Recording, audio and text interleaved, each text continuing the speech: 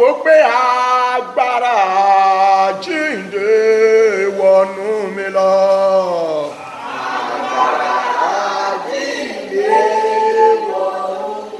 Mo ní agbára jíǹde wọnú mi lọ.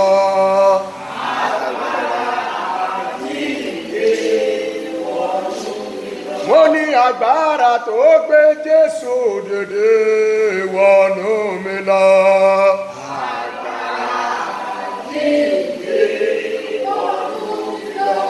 Agbára tíṣà mi yóò fi dìde lórílẹ̀-èdè. Power that will make my walk wọnú mi lọ. Agbára tí iṣẹ́ mi yóò fi dìde mọ́ mi lọ́wọ́.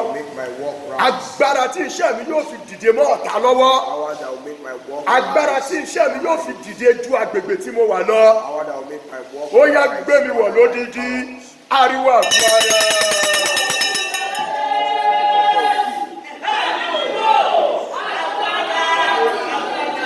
Béèrè. Alágbára ló ń jẹun ìta. Lára ohun tó máa fi rí ayé gbé nìyẹn.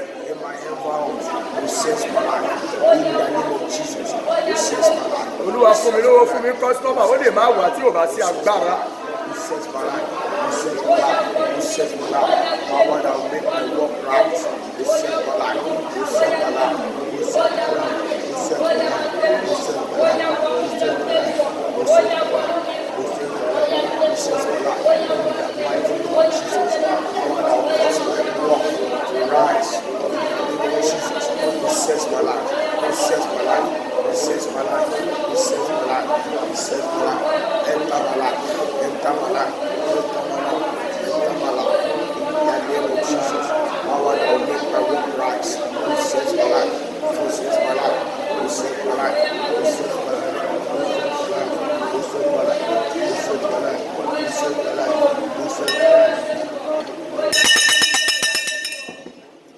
Agbára tí mi ò ní fi rẹ́jọ́ e.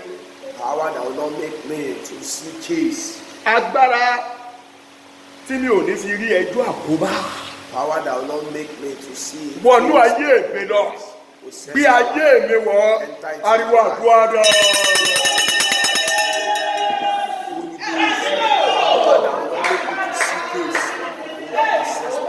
Ó jẹ́ bẹ́ẹ̀. Bẹ́ẹ̀ tí ó fi borí gbogbo ẹjọ́ tí wọ́n ń pè mí sí. Akẹ́gbẹ̀wọ́ yóò fún mi ní ọgbọ́n àti ẹnu tí ẹnikẹ́ni ò ní lè kò lójú tàbí kẹ́gàn.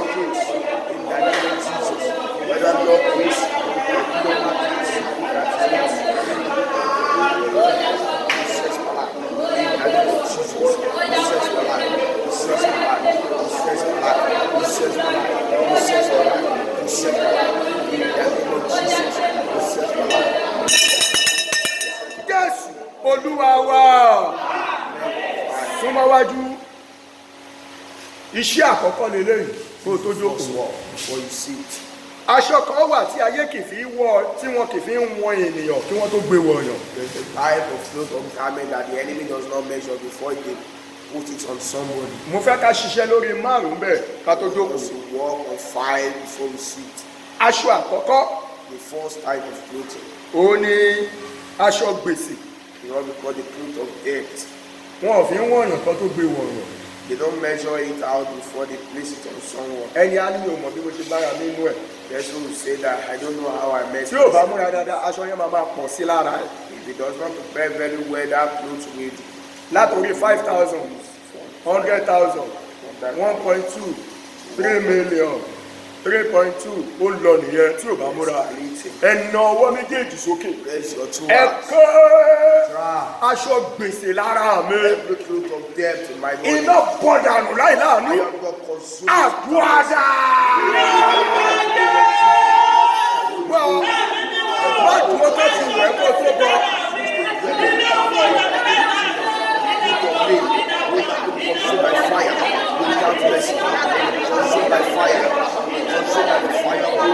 Aṣọ gbèsè.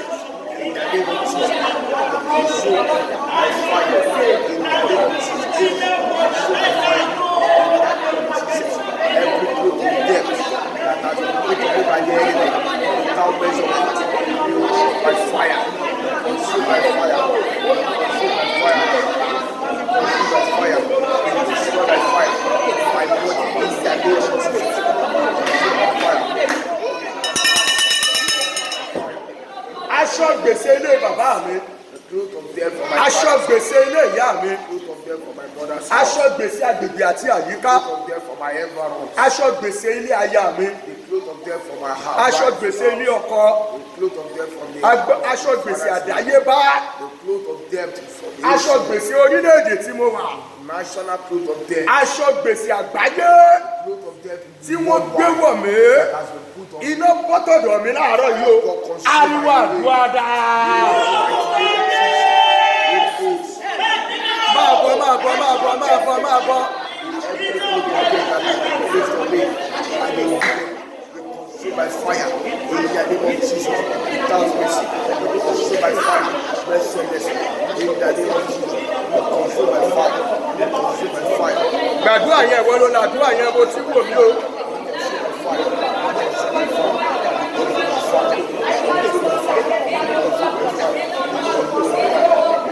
Láíláí kò gbọ́dọ̀ ṣẹlẹ̀. Láíláí kò gbọ́dọ̀ ṣẹlẹ̀ sí mi. Aṣọ gbèsè nínú ayé mi. Láíláí kò gbọ́dọ̀ ṣẹlẹ̀. Yìí dá sí wọ iṣẹ́ mi. Iná gbọ́dọ̀.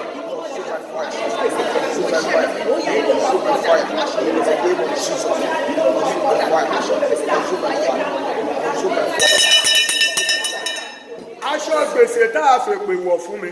The cloth of death that has been put on Tá a me, fi àdàbí wọ̀ fún mi.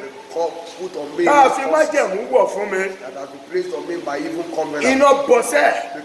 consumed by fire. Aṣọ gbèsè tí ọ̀tá tó ń ṣe bí ọ̀rẹ́ wọ̀ lé mi lọ́rùn. Cloth of death that has been put on me by the friendly friend. Yìí tá a fi bu ọjà mi mọ́lẹ̀. That was used to Tí mo cover kàn my fi back. gbèsè dí gbèsè. Gbèsè gbẹ́lẹ̀ ìtọ́ka túmu túnṣe túya túnṣe túya tú. Iná bọ́ láàárọ̀ yẹn ariwo àgbọ̀.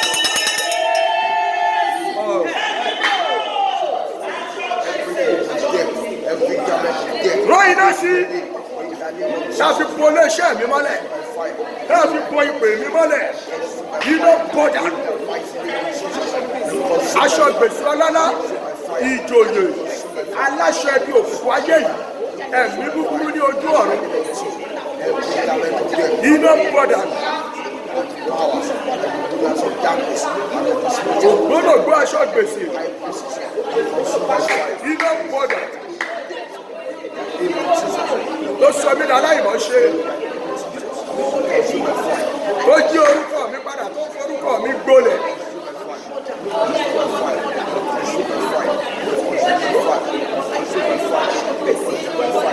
Aṣọ gbèsè tó sẹ́mi ní ẹni tí ń yáwó kiri iná fọ́sẹ̀.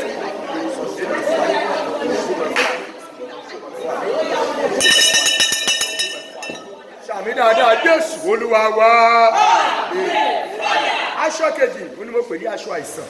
The second cloth is what we call the cloth of sickness. Àìsàn ò ní sọ fún ẹ kó tó wá ń gbà mí. Sickness sometimes might not tell you before it comes. Èyí tí wọ́n ń pè láìsàn tí ò ń ṣàìsàn. The one you are calling sickness is not Tó sickness. bá dé hospital wà á rí àìsàn. If you know what they call sickness, you go to Àwọn àìsàn burúkú tí orúkọ ò ṣe pronounce. unnamed sickness. Tó jẹ́ pé wàá máa wò pé irú àìsàn wo tún lélẹ̀. Wọ́n náà ṣe ti discover yẹn náà ni. You think you know that they have discovered some Ibi sickness táwọn àìsàn yìí dẹ̀ sí wá ń gbà wọlé náà ni nínú jíjẹ mímu wa. and they come through eating and drinking Àti atẹ́gùn tá à ń fẹ́ sí. and the air we breathe in. Wọ́n kọ́ wa pé airborne disease, waterborne disease, fúdù gan ti ń bọ́ọ̀nù disease báyìí. Ìrìn gan, wọ́ọ̀kì gan ń bọ́ọ̀nù disease báyìí sí. Sleep anything ló ń bọ́ọ̀nù disease báyìí sí. Ológun ọjà ẹ, iná kún ẹ lórí, iná orí, ìdún jẹ, ẹ̀fọn jẹ, òòdè lóògùn owó tó máa fi rògùn ẹ̀jẹ̀. Ó wá lóògùn ọjà ó láyé òṣì ẹ, torí pé yẹn gan jayé lọ. Ẹ kẹ́ aṣọ àìsàn Cloth of sickness lára mi. in my body. Àìsàn láìsàn jẹ́ kò bá jẹ́ ńlá kò bá jẹ́ díẹ̀ díẹ̀. Sickness, whether little or Ẹ big. bọ́ dànù. Àdúrà. Ó sọ̀rọ̀ báà mi ò. Put up my fire. Iná gbọ́dọ̀.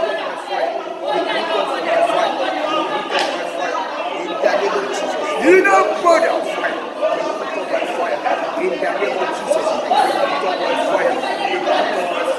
Aṣọ àìsàn.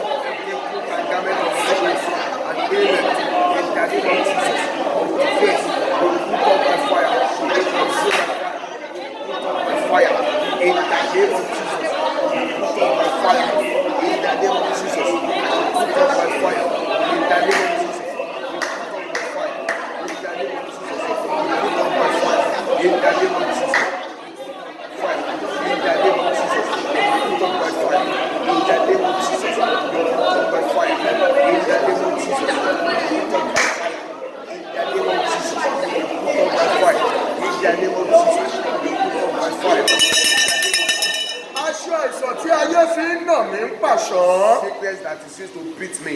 Iná bọ́ lára mi. Put off by fire. Bọ́lá bọ́jà ẹ̀ ò bá tà àìsàn ń ṣe ọjà ẹ nìyẹn. If your market does not sell your sickness on me, Iná bọ́ lára mi sẹ́. put off by Ó fire. yá ariwo.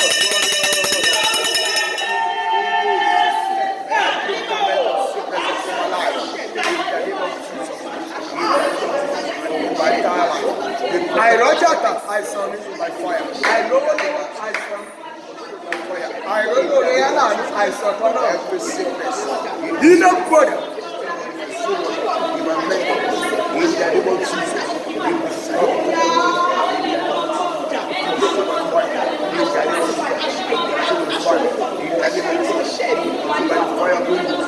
the name of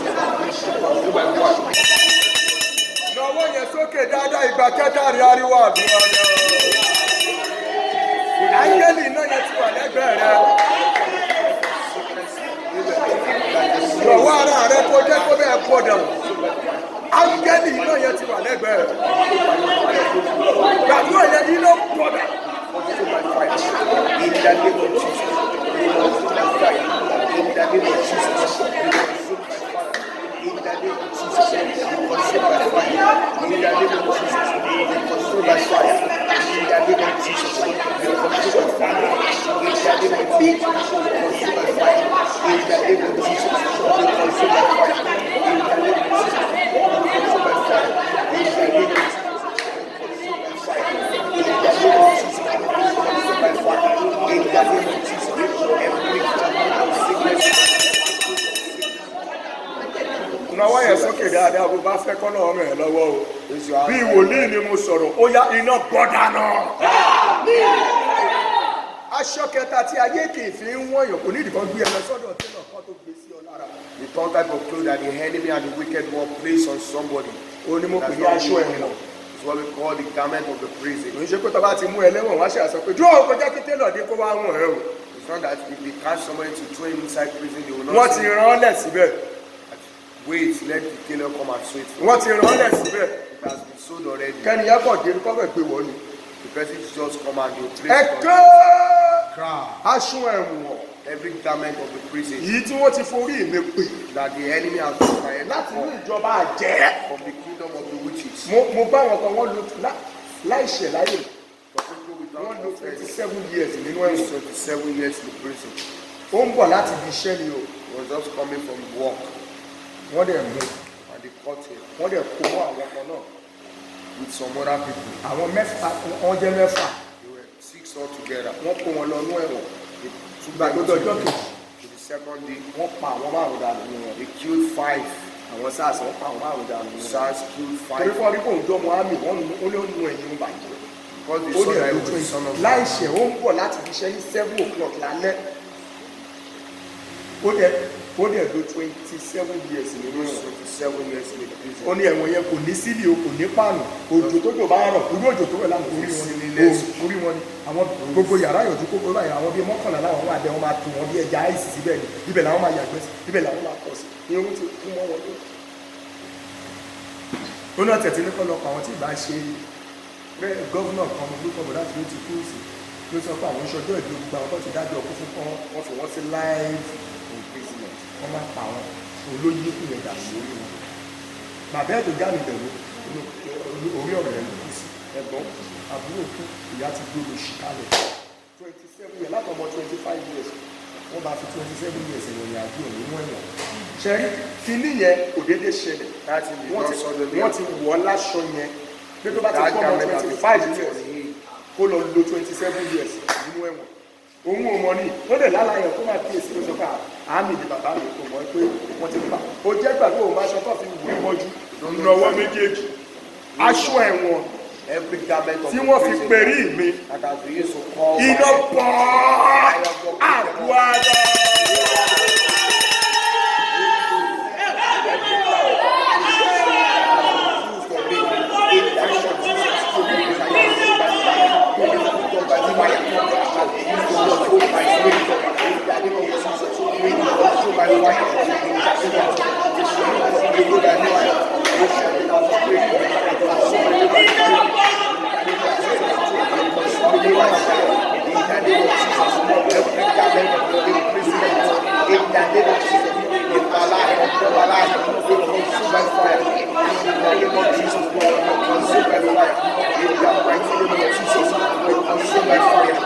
the mighty name of Jesus, be consumed by fire. Away from my calling. Pariwo ní ìgbà kejì. Shout the second time. Pásítọ̀ kan náà ó lọ láìṣẹ̀ láìrò láti mú ìjọ ẹ̀ tó wà. Church was. Wọ́n rẹ̀ lọ sínú ẹ̀wọ̀n fún 21 years. Sorry, 9 years. Sent him to the prison for 9 years. 9 years. Wọ́n ti wọ̀ láṣọ ẹ̀wọ̀n ni. He has been clothed with the garment of prison. Pẹ̀lú bó ṣe jẹ́ pásítọ̀ ní ìjọ yẹn. But that kò ṣẹ́kọ̀ọ́. he didn't offend. Àwọn olùdásílẹ̀ náà ló parọ́ mọ́.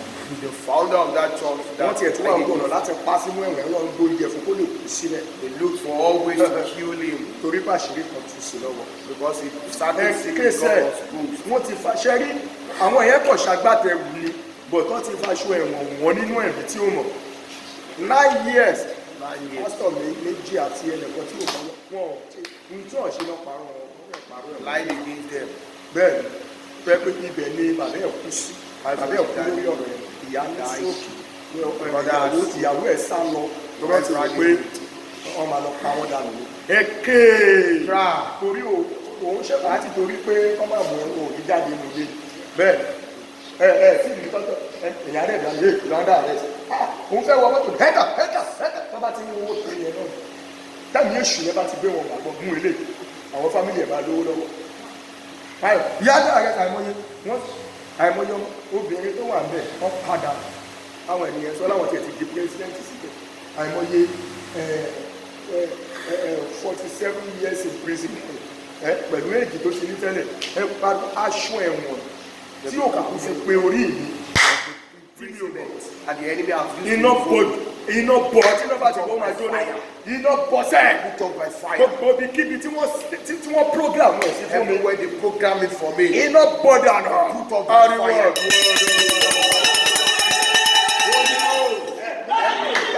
that has been placed on me by the wicked ones. Everywhere that is the program in the name of Jesus. Every place of gold that has been programmed for me in the name of Jesus. The put on by fire. The consumed for my body by fire in the name of Jesus. The put on by fire in the name of Jesus. The put on by fire in the name of Jesus. Every garment of the imprisonment that the enemy put on me. Be consumed by fire. Be consumed by fire. Be consumed by fire. Be consumed by fire. Be consumed by fire. Be consumed by fire. Be consumed by fire. Be consumed by fire. Be consumed by fire. Be consumed by fire. Be consumed by fire. Be consumed by fire. Be consumed by fire. ẹ pariwo ní ìgbà kẹta. Shout the third time. Aṣọ ẹ̀wọ̀n respect anybody o. The garment of the imprisonment. Ẹ̀mọ̀ye president lẹ́wọ̀n. Ẹ ké iná bọ́tọ̀dọ̀ mi sẹ́. Fire of God put off my hold. Ẹni òun ló 25 years lẹ́wọ̀n. Ẹ̀sìn say he used 25 years. Ẹ kò mọ̀ pé aṣọ òun ti wà ń bẹ̀. Does he know that his clothes is already Ó ń tajà gẹ́gẹ́ ló máa ń rajà, ó máa ń tajà àwọn ó máa ń ta ráìsì ẹ̀wà títì gààrí gbogbo. Ó ní bẹ́ẹ̀ àwọn ènìyàn ṣe lọ ó sọ̀rọ̀ 1995 ó ní báwọn ènìyàn wọ́n lọ àwọn iléeṣẹ́ náà lè kọ́ lọ kó wọ́n máa ń já ẹ̀wà yẹn ráìsì nínú so wọ́n dẹ̀ wá já fún òun wọ́n máa já díẹ̀ lẹ́ẹ̀bẹ̀ wọ́n á tà fáwọn ọkọ̀ tó gbé lọ sí company wọn náà ti ṣe tán wọ́n ti oníkálukú náà ti ra kí ló ṣì ilé ìdí ẹ̀ ti ṣì kìkì tó máa lọ́rà nílò àwùsá tó ní kọlọ wọn ni bí àwọn gọ̀ǹkúgọ̀ ìṣe dé ìlú àwọn tó pẹ̀gẹ̀ máa ń wù sáàsì wọn tó ilẹ̀ òun fẹ́ sanwó lọ́ba ìfọ́ tí pa wọ́n gbowó yẹn lọ́wọ́ wọ́n ṣe bọ́ nínú eré ní àwọn adarí tó bá sọ yẹ báyìí kíní kọ̀ọ̀kan àìwó yẹn sọ kó lọ tó 25 years. It's just 25 years. Ìgbà tó máa ti dé ó ti da ojú ọjọ́. When he will come back from the prison, he's already home. Ìyàwó kan ti ti gbà nínú tó ti rọ̀ pé wọ́n tó rọ̀ ti dágbọ́ fún fún un. Because the wife has already run Ṣùgbọ́n away. àwọn ọlọ́pàá ìpè ló ti gbìyànjú sí ọjọ́. That's why he became a man of God. Olóyìn òun lẹ̀ wọ̀n kó yí padà afẹ́ tó bá fẹ́ yí padà látọ̀tọ̀ tó wọ́n tún máa kó ẹ ní àwọn kírímínà kíríbó ṣe náà tó bá dọ́dọ̀ tó ní àwọn ní máa kú ó máa lọ máa jẹ lọ ní ẹwọ ẹgbẹ̀dùwà aṣọ ẹ̀wọ̀n The garment of imprisonment. tí ìgbà aṣọ pẹ́lú ọ̀pẹ́ àdúrà ní babalọ́lá náà wọ́n ti lẹ́wọ̀n It's not because of prayer, Babylon too was shut up in. So they used like 6 months. They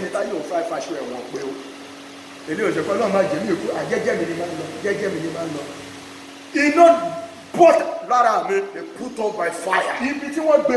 Wherever they hang that garment, that they are expecting the day that they will place it on me. Let the fire go and those that are fighting the garment. Every garment of the that the enemy has placed for me, that the enemy has sold for me, that the enemy has put down for me. Every place that the enemy has put down that garment, consume by fire. In my name, consume by fire. In the name of Jesus, consume by fire. In the name of Jesus, every garment of the prisoner, every garment of the prison that the enemy has programmed against my life, in the name of Jesus, they consume by fire. They consume by the fire of the Holy Ghost. In the name of Jesus, they put out the fire. In the name of Jesus. Shamida Kori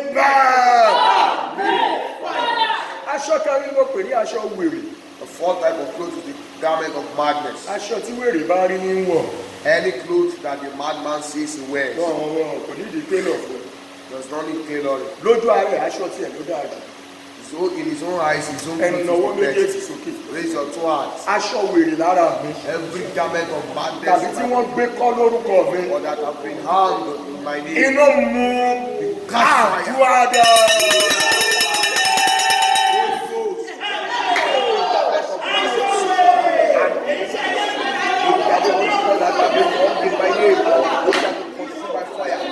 Consume by fire. In the name of Jesus, consume by fire. In the mighty name of Jesus, consume by fire. In the name of Jesus, every garment of madness that has been hung in my name, will consume by fire. In the mighty name of Jesus, they consume by fire. They consume by fire. They consume by fire. They consume by the fire of God. The garment that the madman wears, where does he see it? Not somebody that has it before. And the person see that it's not more useful and it's only lower. And he went to go and wear it. Cry. As some people call the mad-looked people. Look nice. When that thing starts, you'll be afraid. Cry. Every garment of madness that the enemy has invoked in my name, catch fire with the owner. Adura.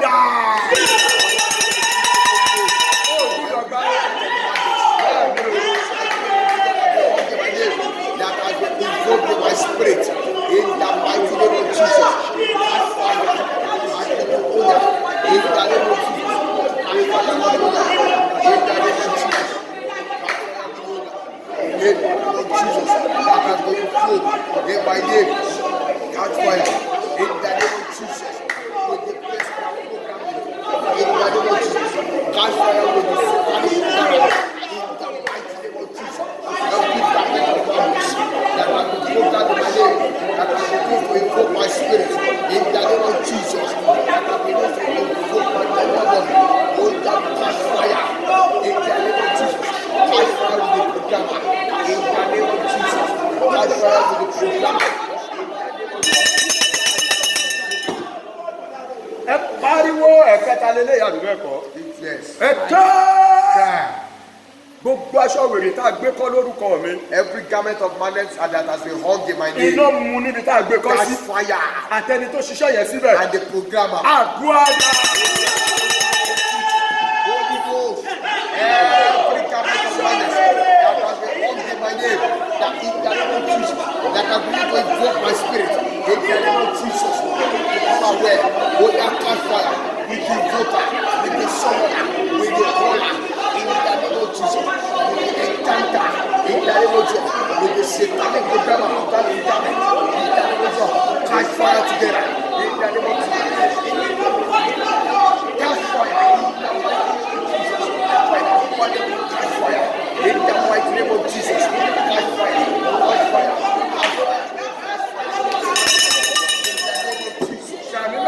agbára kó rí bẹ́ẹ̀. Aṣọ tó kẹ́yìn ní ìpele yìí. In this section, Ó ní aṣọ ikú the garment of death àti ipò òkú. and Sheol. Ẹlòmíì wà ló jẹ́ pé wọn ò ní jó kù ṣùgbọ́n á rí ipò òkú. Some people, they will not allow them to die, but they will see the state of the dead. Aṣọ ikú àti ipò òkú lára mi. Garment and clothes of death Tàbí and tí the wọ́n gbé grave kọ́ lórúkọ mi. that has been hung by name also. Iná mú wọn pọ̀. Cast fire together. Àdúrà dáa. Wọ́n ní òkú náà ní o. Iná ló lè lójú ẹ̀. Aṣọ ikú àti ipò òkú. Jesus.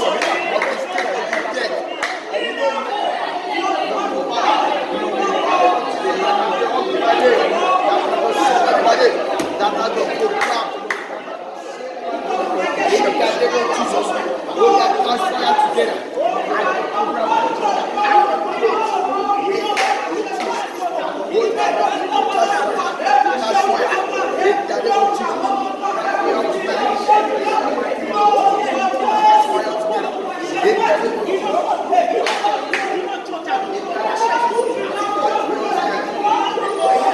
In the name of Jesus, we are cast fire together. In the mighty name of Jesus, catch fire, catch fire, catch fire, catch fire, catch fire, catch fire. Ìgbà kejì ní àdúrà dáa.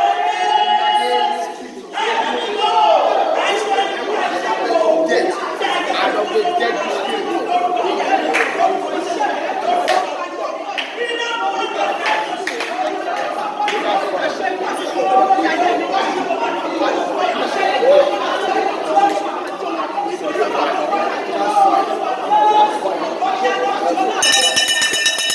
Ayé a máa fi aṣọ ipò òkú bó ọjà èèyàn mọ́lẹ̀ o. The enemy will use the garment of death and they will be graveyard to cover somebody's market. Ọlọ́run tó fẹ́ kó o mú iṣẹ́ ẹ̀rọ ọmọ tó ń sọ o. The Lord that wants you to bring your equipment. Sọ bá yẹ kí mi lè fi táìmù yẹn lẹ̀ kí ní kan. Ẹ kọ́. Cry. Wo bí tí iṣẹ́ àti ọjà orílẹ̀-èdè yìí lọ lẹ́nu. Look at where the works and Gbàrà the ikú àti ipò òkú ni. business of this nation Ó ti have pa gone. iṣẹ́ yẹn mẹ́lòmíì lọ. Spirit of death out of the Bàtà báwo pé kò pẹ̀lú bóun ṣe tètè jí náà tó ń wọlé lálẹ́ gbèsè náà ló wọ́. no matter how early he rise, Ẹ pé aṣọ ikú àti ipò òkú. the garment of death out of the Táàfin graveyard kò mí bu ọjà mi that mọ́lẹ̀. was used to cover me and my Táàfin kò lórí face. aláàánú That has been olùrànlọ́wọ́. used to cover my Táàfin face. bo ojú My ọ̀run mi heaven, mọ́lẹ̀. cover my heavens. Iná mú wọn pọ̀. Àdúrà dáa.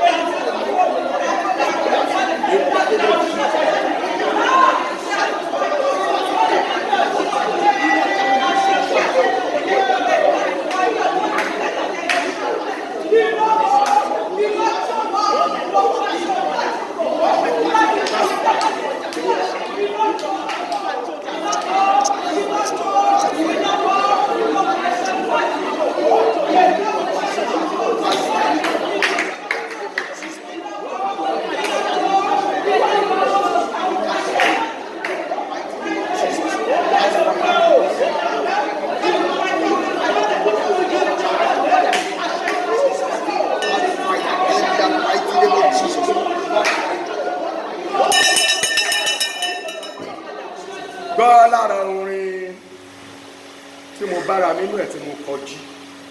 One of the songs I met myself, Torí mo máa ń sábà bára mi láàárín àwọn akọrin òní ọ̀run.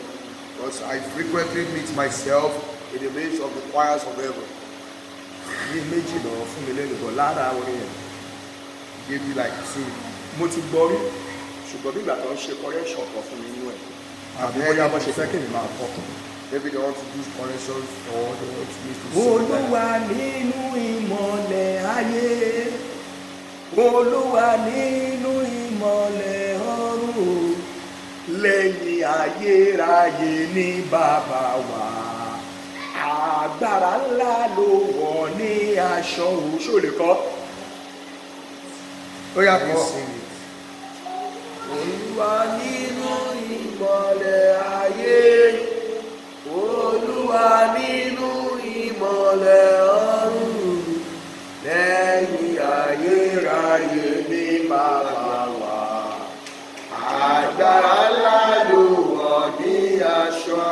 méjèèjì ẹ kí ẹ fún ẹ láyè kọ̀ọ̀kan lẹ́ẹ̀kan sí kó má bàa rí. Olúwa nínú ìmọ̀lẹ̀ ayé, Olúwa nínú ìmọ̀lẹ̀ ọ̀run, lẹ́yìn ayérayé ní bàbá wa, agbára ńlá ló wọ̀ ní aṣọ òwúyá. Olúwa nínú ìmọ̀lẹ̀ ayé, Olúwa nínú ìmọ̀lẹ̀ ọ̀run, lẹ́yìn ayérayé ní bàbá wa, agbára ńlá ló wọ̀ ní aṣọ. Sàmì méje ní ìpele àkọ́kọ́ yìí. Aṣọ tí agé kì í fi wọn ènìyàn kan tó fi wọ ènìyàn. Every measureless garment that the wicked wore, those places. Èyí tí a ti gbàdúrà lé lórí yìí. That you have prayed over. Ó yá iná bọ́ lọ́rùn wa. Amen. Amen. Amen. Amen. Amen. Lọ́jọ́ kò láàrin ìṣẹ́jú. Go and have a seat.